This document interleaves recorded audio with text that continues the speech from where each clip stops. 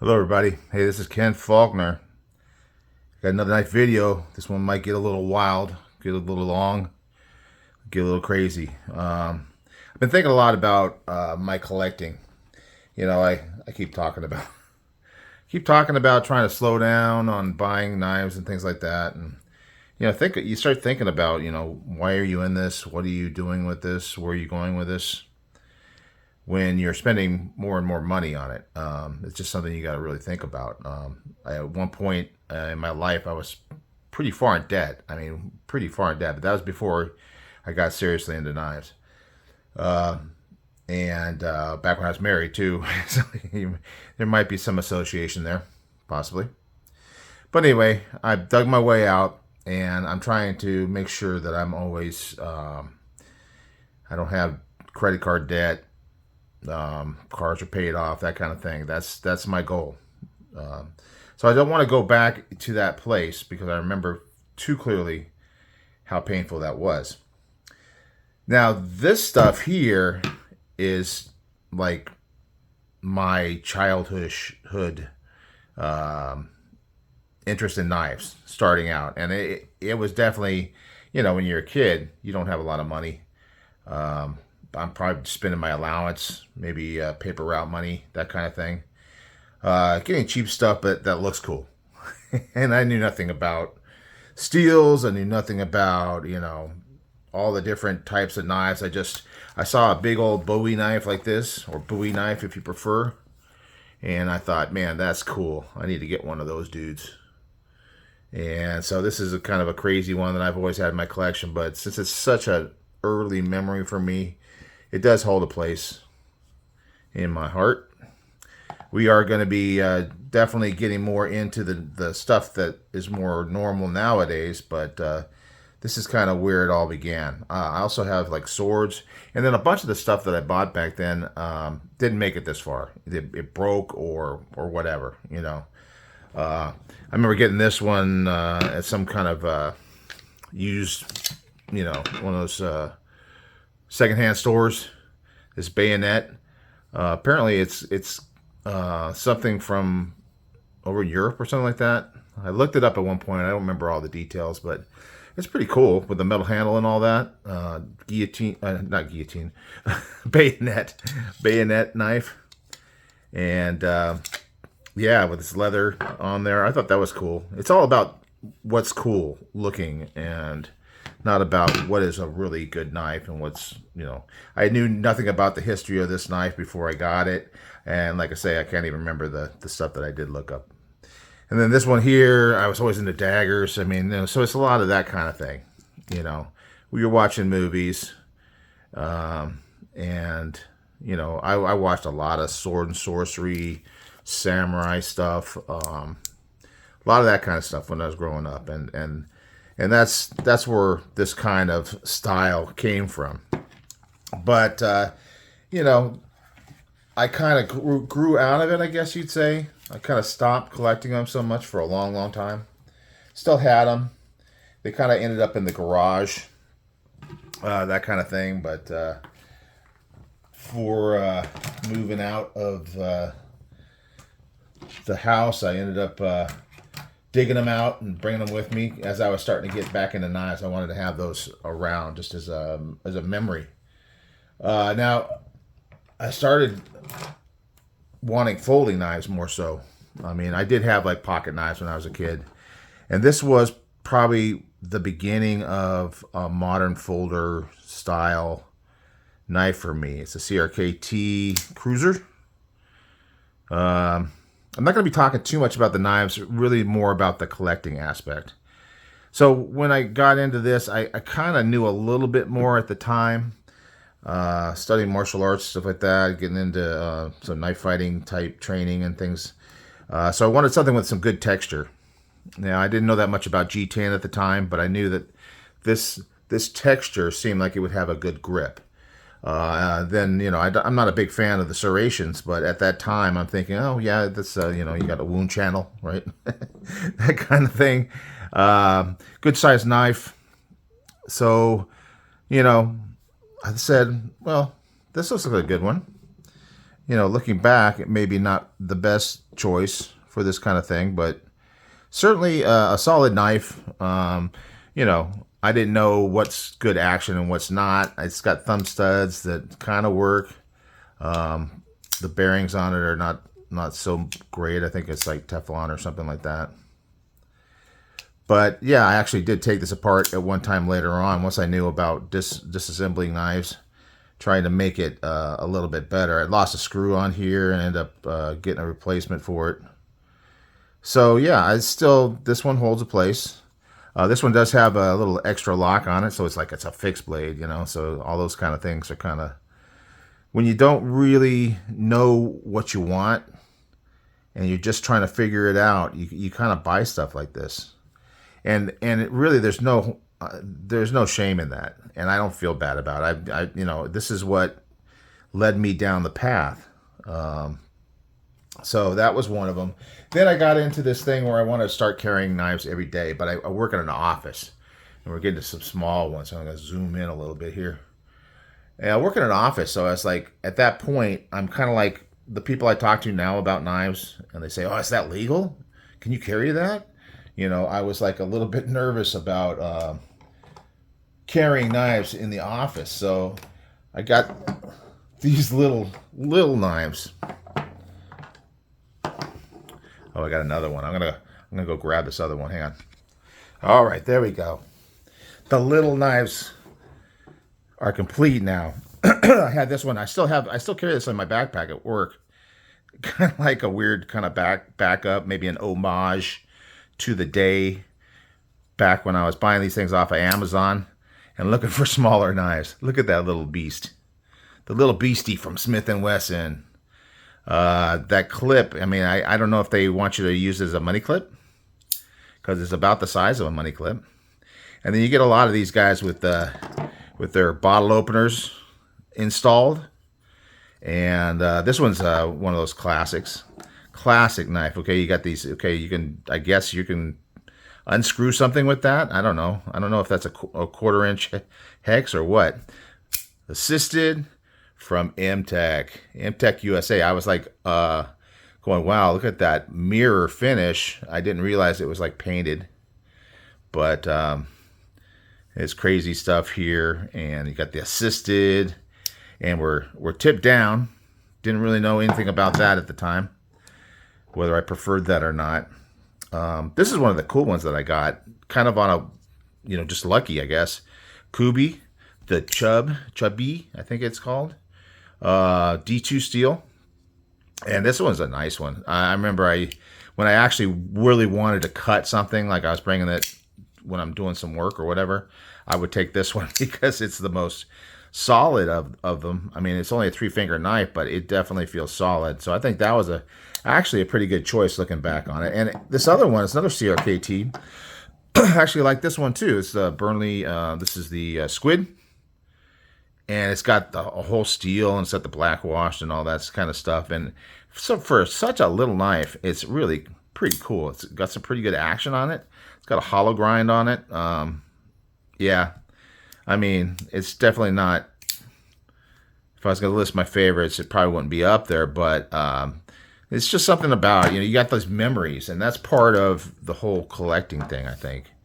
You know, you're going through these phases, and you look back on it later on, and you realize, you know, how much fun that was, especially because you had no pressure. You knew nothing about them. You know, you're not trying to impress anybody. I was just doing it for my own sake. So that was kind of a phase. You know, then next I started watching YouTube, and that's when things really started to set off. I started getting into these brands that you see. So we got the Civivis and the Kaisers, and I have, you know, I could have brought out like 20 of them, but I'm just trying to show examples of those kind of knives. Getting into the idea of the fidget and all the different, you know, button locks, front flippers, middle finger flick, and learning how to do that. This backlash, you know, I guess they don't have those in production anymore, but this is a really cool knife. One of those ones from the early days that I really still love as a knife. And I think it's a very solid knife. I would recommend it. If they're available, you might be able to still find them once in a while, but I'd say, yeah, this is a very solid knife. Certainly for somebody starting out, reasonably priced. You're talking about Kizers. Now, this was a gift, and it was a little more expensive, but it had that Serape. That was a great one to get. And then the Elementum. I mean, at the time when I started watching YouTube, the Civivi Elementum was like such a big deal. You're hearing about it all the time. Everybody's talking about it. So it's these kind of knives that those YouTube influencers influenced me to pick up. You know, I got the Caborscha wood. Didn't even know what Caborscha was before I started buying these things. Anyhow, so yeah, those kind of brands. There's the other ones, the CJRBs, all these different brands that were big brands at the time. Still are big brands today. But yeah, I was after them. So I have like probably more of, maybe more of these. In fact, I have a place where I store my knives, and one of the storage, the Apache cases, is only for knives with a lot of knives from a certain brand. And certainly these guys, Civivi and Kizer, are definitely in there, and they represent a big chunk. I've done collection videos on just those brands, and they get to be quite a lot of knives. Where did we go from there? There may be a little bit of crossover here because the collecting kind of goes back and forth and in and out on different things. But Spyderco, another one of those brands. And actually, I have some of these are from old days, and then some of them are replacements. This is one of the early ones I got back in the feeling like the tactical sort of thing. You know, I've definitely part of the evolving of my collection is going from the whole tactical idea, kind of the fantasy idea from those early ones, to the tactical idea from some of these early ones, to more of a tool type of thing. Now, this is a Tenacious I got later on because it's an M4 steel, but I did have a Tenacious early on because it was one of the cheapest ones I could get. This one did cost me quite a bit of money for me at the time, but I was into karambits, so I managed to pull that money together. So yeah, this is not my original, but still like the Tenacious. I think it's a great knife, made in China. So it's one of their cheaper ones. The M4 is a little bit more expensive, and then I threw on some aftermarket scales just to make it a little bit nicer. And then same thing with the PM2. This was a big one that I had my eye on for a long time and just didn't want to spend the money on. And then at some point, you finally get to it. And that's another thing with collecting. You know, there's these levels of grailness, or whatever you want to call it, or just that knife that sticks in your head. The PM2, I mean, that's another one, kind of like the Elementum. Everybody's talking about it and how cool it is and everything like that, and you're thinking, man, it's a lot of money, but man, I'd love to get one of those. So I got this one when it was in S45 VN CPM. Sadly, there's all that stuff going on right now about whether or not Crucible is going to stick around.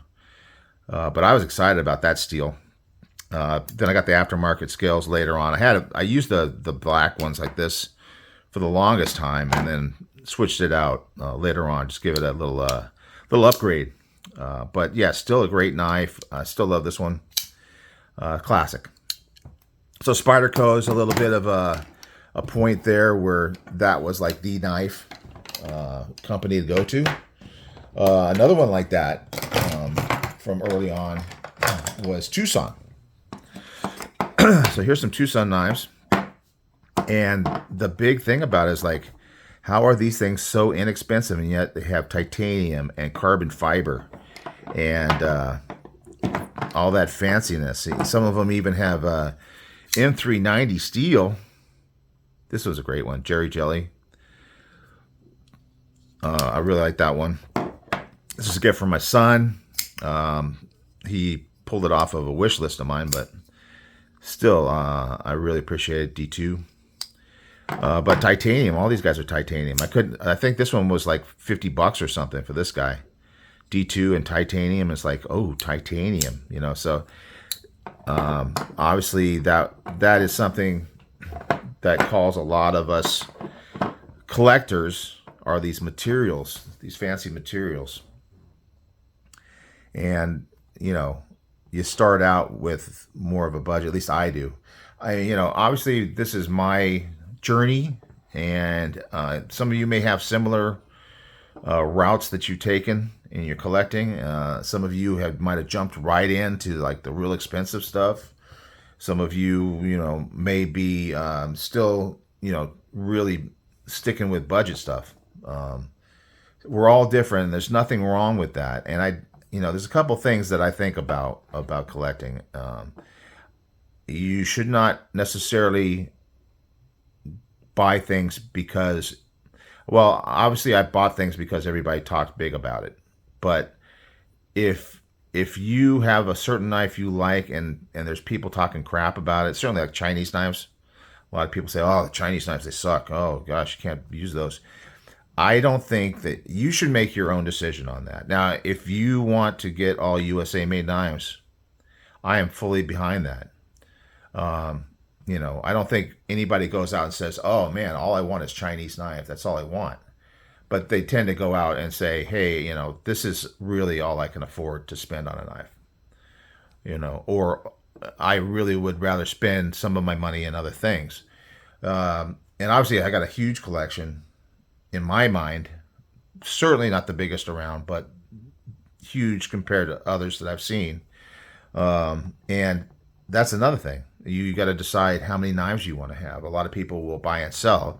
You can see a lot of mine are from old times, and I tend to hoard. I tend to just hold on to these things. So I don't think you should be ashamed of your decisions you make with knife buying. And whatever makes you happy, you shouldn't let others affect that happiness by their opinions.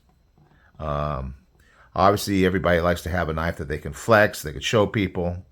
But if you like a knife, own it, and there's nothing wrong with it. If you can only pay a certain amount and you found this super awesome $50, $40 knife that is really, really cool, you should be proud about that and excited about that, and don't let anybody talk you out of that. In my opinion, this is all, everything, obviously, on any of these channels, it's my opinion. And I'm not saying anybody's right or wrong. I'm just saying that's how I feel about it. And I hope you guys, would not feel like you have to spend more or buy a knife that you don't really care for just because you want to be accepted. I mean, this isn't high school anymore. We did all that stuff in junior high, high school. You're wearing the certain clothes, certain shoes, all that kind of thing. I think as adults, we can make our own decisions on things. Another brand, Cold Steel. Got a couple of these guys. Now, this one came in later, and it kind of crosses over with another group that I have later that I'm going to talk about. But yeah, this one's been modified a bit. And then there's the mod thing. And I haven't really got deep into it. Most of the stuff that I've have modified, either I replaced scales on myself, or they came to me from a used perspective, pre-modified, like this one here. And they got all the fanciness put on it before I got a hold of it. But anyway, there's just an example. I mean, I have several Cold Steel knives, big ones. I started not worrying about carrying big knives at work. In fact, I'm kind of known for it now. I'm kind of like famous for it at work. and I'm pulling out these big old knives. I took out that Frenzy the other day at work. I was trying to keep that one a low key, but yeah, I'm okay, you know, with that. But these big solid knives, maybe it goes back a little bit to the fantasy stuff from the early days. You know, these big old monster knives. I do like big knives. You hear me, if you had a nickel for every time I said it, you'd be doing pretty well. You'd probably buy yourself a big knife, a fancy knife. Anyway, Cold Steel, that was fun. And obviously I bought that Frenzy recently, so it wasn't that long ago. Then I got to a point where I started picking up some knives that were a little higher. We're getting up into like this $300 range that I just stayed under for so long. I really just, for some reason, I didn't feel, I don't know if it's guilt. I don't know if it's just like, you know, should I really be spending this much money on a knife? But then I got like this 0562, I think was the first one I got. Again, we got the tie, but you got the brand name, the ZT. And it's a Hinderer design. So you're getting all this, you know, street cred going on with the knife. So yeah, I picked that guy up, and I haven't looked back. I enjoyed it definitely. Chavez, smaller one because yeah, they were a little less expensive than the full size. This is the street version as opposed to like the full size version. Probably my first Riot made knife, and it's very cool. Love the skull. Certainly, just this one had kind of a different kind of look to it, and you know, very cool knife. And then Benchmade. We all know, even if you still love Benchmade and you collect a bunch of them, you know everybody's talking about the cost of the Benchmades. The 940 is one of the ones that I always saw and always wanted. You know, at this point, I'm already knowing what I kind of like. I like different colorways and stuff like that. You know, it didn't really matter as much until later on. You start to get more picky about the knives you buy, and you start kind of removing things from your list because you have just different expectations and different wants, and I think that's a good thing, especially once you get to have more knives. You know, sometimes for me, it's refreshing to watch a video on YouTube because early on, it's like, I want everything. And then later on, and you guys may have found this over time, you start to see things, I don't really care for that. I don't want that yellow clear handle material on my knife. You know, obviously, there's some people that like them. Speed holes, another thing I don't care for. Various things that I don't care for, they kind of get taken off the list, and it's kind of relief because because there's so many knives out there that I want, and you got this whole wanting that you're dealing with, and it's kind of nice to shorten that list in any way that you can. Another brand, well, another thing and a brand, Jack Wolf knives. This is the first one that I bought, and I started getting back into slip joints. Probably have maybe 20 or 30 slip joints. It's certainly not a big part of my collection, but it's a decent number. I do have the cheaper ones, a couple Rough Riders, Case, you know, all different types and different ranges. But these premium ones really kind of caught my eye and drew me back into slip joints from my early days of liking knives as a kid. You know, Boy Scouts, all that sort of thing. Kind of brings you back. This is a GECs, kind of similar kind of thing, high end, but I don't have a lot of high end. This is really probably the only other. It really is the only other high end slip joint that I have, other than the Jack Wolf knives. That could change. I might get more into it, but it's just that you're drawn to things, and that's another thing about collecting. You are drawn to certain types of knives. You may like other types of knives, but you know, if you're like me, and probably most of you are, you have a limited amount of money. Now that limited, what was called limited amount of money, is going to be different from person to person, and I hear it from people in the comments in my videos.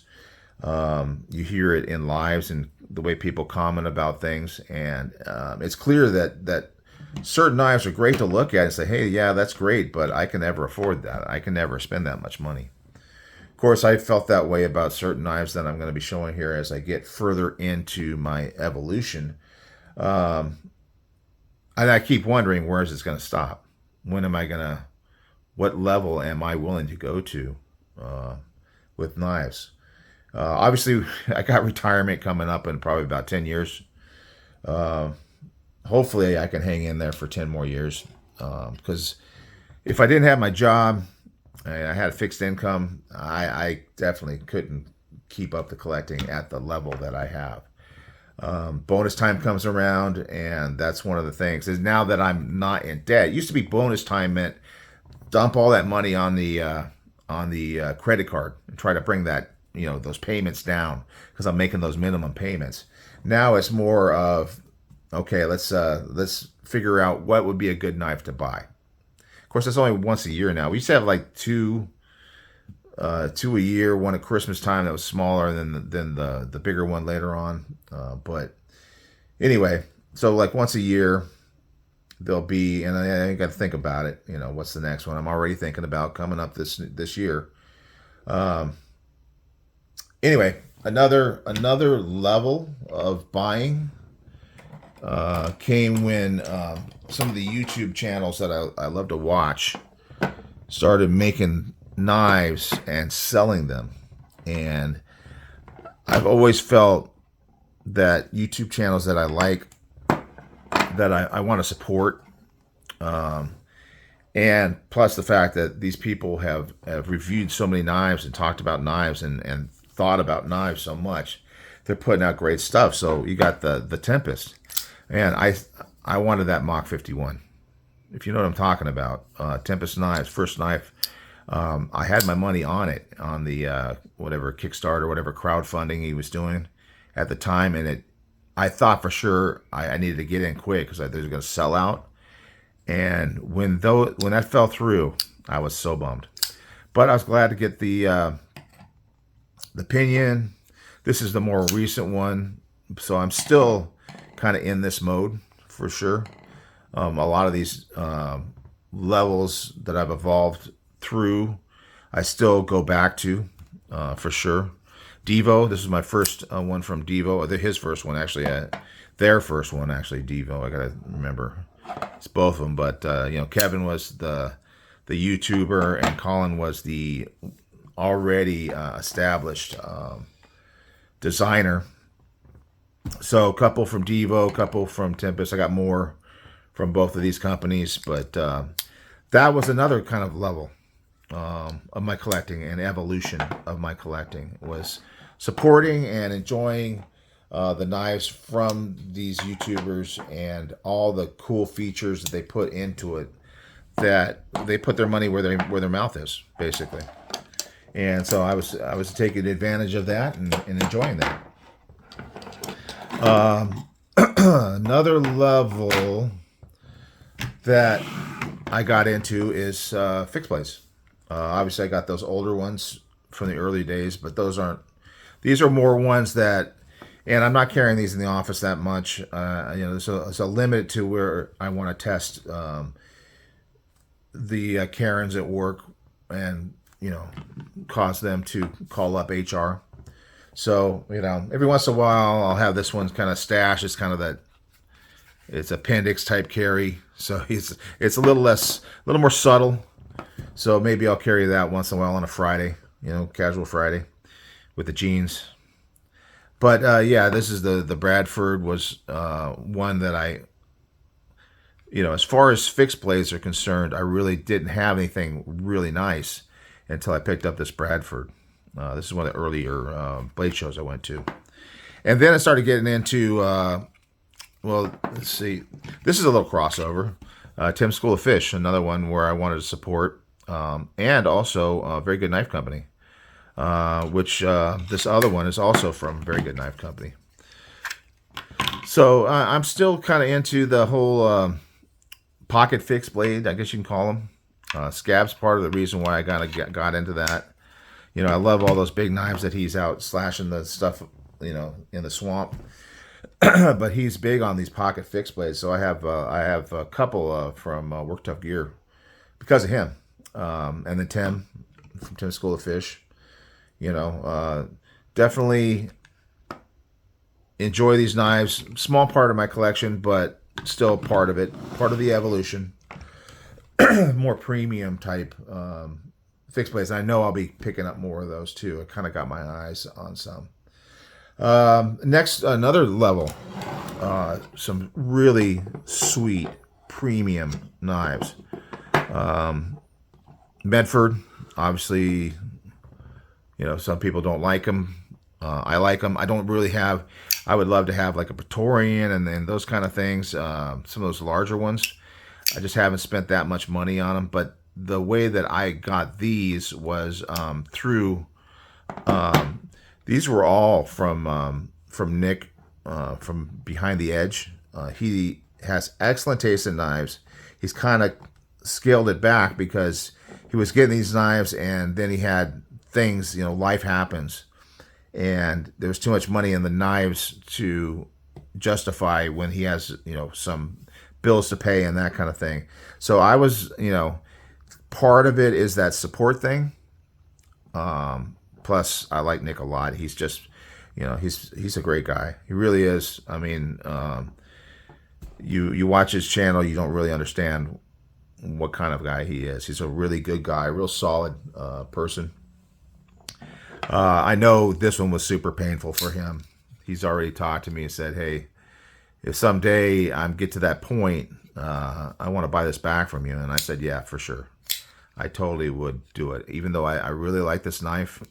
And getting a Strider in my collection was one of those, you know, once I talked about being a grail. But he's been so good to me. He gives me such good deals on knives. Otherwise, I wouldn't have been able to buy these knives at the prices that he could have asked for from me. And, you know, part of it is that I was always, you know, able to go ahead and give him the money. There's no negotiating. It was like, okay, if I'm going to buy it, I'm going to give you the money right now. I got it. You know, however you want me to send it to you. I was all about it. And I think he appreciates that. And I appreciate him being part of the evolution of my collection. Shaman, another great knife. And he built this one. I added the little, what do you call it? Compression Made Easy, CME. But he did all the other stuff. That's probably the least cool thing about the knife that I had it. But anyway, so that's an example of those mods. And Medford, you know, I got a couple of them from him. And this was cool. I mean, it's definitely not super large, but it does have that Medford vibe to it, the super thick scales and all that kind of thing. So yeah, another evolution. We're getting there. We're getting towards it. We're getting, you know, through. I only got pretty much a couple more levels here. So I got these knives here. I started going to Blade Show, and that was a step in the evolution. Definitely made a difference. Because what I would do, what I would do is I would save up money. On my old channel, I went through this whole thing where I had the Faulkner 5, and that was just really so I could carry knives for a little bit longer once that I pick out of my collection. And but that helped me to not buy other knives while I was getting ready for that show. So that worked out super well. I collected money, kind of, you know, got there and blew thousands of dollars. But it was like cash that I had on me for the most part. There were some trips to the ATM, I must admit. But some of these knives were knives, actually all of these knives were knives where I went to the show and I said, I want to get this knife or I want to get something from this company. So Three Rivers Manufacturing, always one well held within the community. I mean, everybody, as far as a thin, slicey knife, and USA made and good quality, and this milling also just, stole my heart. Yeah, so yeah, this is going to Blade Show and being prepared and knowing I'm going to spend more money than I would on something I normally would buy in general. The Voodoo from Noll Knives. So yeah, I mean, I would make lists and I'd be thinking about it. And I'd see something on a channel and I'd write it down and say, okay, this is one I want to get. And I knew you look at the list before the show. You can go on the website and find out who's going to be there, and you can start planning on. And then sometimes, you're not always going to get the knife. They're not always going to have the knives that you want. But I was able to pick this one up at the Noll Knives booth. Super happy about it, and it is an awesome knife. Vero Engineering, another one of those, higher end. So we're talking about higher end production knives that normally it's just the price tag is just a bit much for me. I got this one with the Damas. I don't know if this is Damasteel. I should look that up. Looks a lot like one. I can't remember. It might be Chad Nichols. Can't remember. And this is the Axon.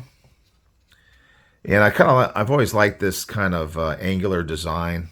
Very cool. This little window here that's not a full slot. So all these little details that kind of make these stand out amongst knife companies. Something that makes it particular to that brand. So I picked that one up. And then going back to the fantasy knife thing, for years, was talking to Israel over at Arcane Design and just drooling over the knives, but just hadn't gone planning to get it. And those knives costs were just above where I really felt okay about buying. And then it would just continue to go up over the years as inflation and all that kind of stuff. The year that I got this, which is this year, I went there saying I am going to buy a knife. And this is the collab with Elijah Isham. So that was one that I've always kind of had an eye on. So I managed to pick that one up. I think he had just dropped another batch of them. Very cool knife. So yeah, that is definitely, and Blade Show in general, just had a huge impact on my knife collecting and what I liked and what I didn't like in collecting. So there was that batch. Then there's this last batch, which is when probably coming out of Blade shows and having spent some extra money on knives and really understanding what it's like to own a more premium knife, I started being more willing to spend more money on it. Also, the knives from Nick too. Even though he gave me great deals, I was spending more than I normally would on some of those. So yeah, Chris Reeves, obviously, these are all ones that were in my Grail videos. I just decided I'd gotten a little bonus. It wasn't necessarily a bonus as much as an award for 35 years through work at my work. And so this is the one I selected at that time. And it's very cool. It's the Nkosi. This is one my girlfriend got for me, 60th birthday. She made a big deal out of it. I thought she was crazy, but that's a daily thing, really. But I like her crazy. It fits with my crazy. So, and she's willing to drop some money on me. I mean, I don't know. I don't even know what to say about it. It's just very cool. That's the Rockstead Higo 2. And then this one here is Spartan Heiser, again Scab. He was always talking about how that was a big grail for him. And then how they had all these cool different patterns on them. And there was this Christmas sale, Black Friday. So yeah, that's where I picked that one up. So these are knives that I actually ordered or were ordered for me in this case that were definitely a lot of money had to come. I just couldn't, I can't really save up for these, at least not yet.